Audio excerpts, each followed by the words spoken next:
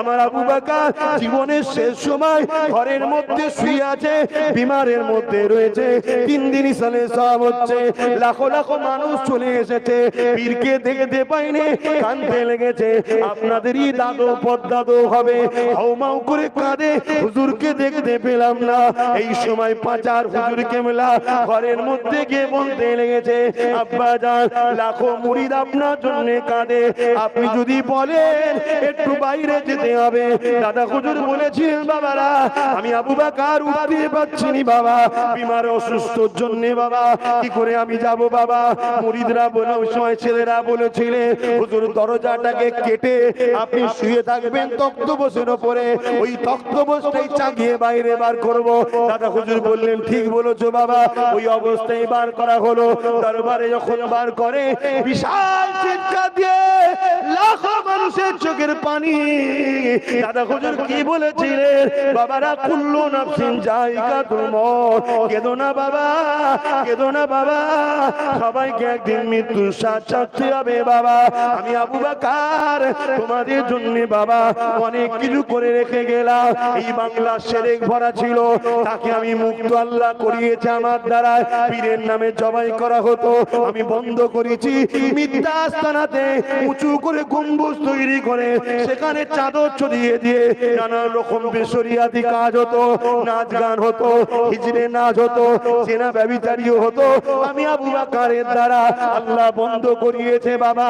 অনেক বেশরিয়াতি শিরকি কাজ ছিল, আমি আবু বকরের দ্বারা আল্লাহ সংস্কার করিয়েছে বাবা। আমি আবু বকর চলে যাব। আমি তোমাদের কাছে 3টে জিনিস রেখে যাচ্ছি বাবা।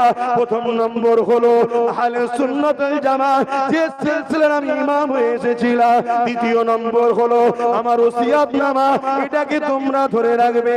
3 নম্বর হলো বাবা আমার আওলাদ, এদেরকে পিয়ার করবে, ভালোবাসবে, মহব্বত করবে। যদি আমার আওলাদের মধ্যে বাবা কাউকে দেখো শরিয়ত বিরোধী হয়ে গেছে, তার সমালোচনা করবে না, তার থেকে মুখটা ঘুরিয়ে নেবে, তার কাছে যাবে না, তাকে মানবে না। তুমি যদি মুরিদ দাবি করো, তাহলে রাস্তায় কেন দাঁড়াও তোমার পীরের বাচ্চার মোকাবিলায়। তুমি যদি মুরিদ দাবি করো, তাহলে তোমার তো উচিত ফুরফুরার জমিনে যাওয়া। ভাইজান আপনি কি কথা বলেছেন শুনলাম নাকি? আমি বলতাম, বলেছি কি বলিনি? দুজনে ঘরে বসে মীমাংসা হয়ে যেত। গুন্ডাগিরি করছো, মস্তানি করে বসে মীমাংসা হয়ে যেত। গুন্ডাগিরি করছো, মস্তানি করছো, পাওয়ার দেখাচ্ছ, সরকার তোমার পকেটে। আরে সরকার কেন, তামাম পৃথিবীর যার হাতে পাওয়ার ছিল, ওই দুষ্ট আল্লাহ পাক নেস্তেনাবুদ করে দিয়েছে। নমরুদকে আল্লাহ জুতো মারতে মারতে মেরে দিয়েছে। কার সঙ্গে পাল্লা নিতে যাচ্ছ? সময় থাকতে থাকতে পরিবর্তন হয়ে যাও, বলে রেখে দাও।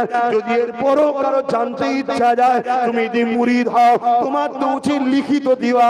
হুজুর আপনি কথা বলেছেন কি, মৌলানা আপনি বলেছেন, আব্বাস তুমি বলেছো, কিরকম খুশি লিখিত দেওয়া দরকার।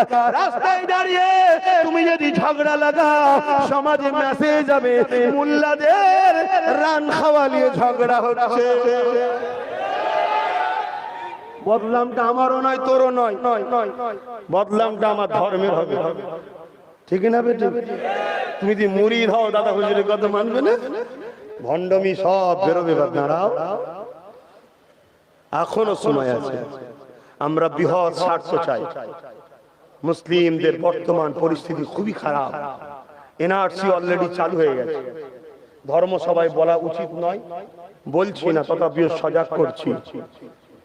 কাল এই যে সব বাড়িগুলো সব পড়ে আছে, এরকম লাখো লাখো কোটি কোটি গরিব বেকার হয়ে যাবে। কথা বুঝছেন না, বুঝেন না? এই জায়গায় আমাদের একটা হয় দরকার, আমি জানি জানি কিন্তু বাপ, আমি তোমাকে একটা কথা জিজ্ঞেস করব। 150 বছর আগে মুসলমানদের এই অবনতি ছিল না, 150 বছর থেকে অবনতি শুরু হয়েছে। কেন? 150 বছরের আগে পৃথিবীতে সবাই ঈমান ও প্রেম ও আদবের দিকে রাসূলের উপরে বড় মজবুত ছিল।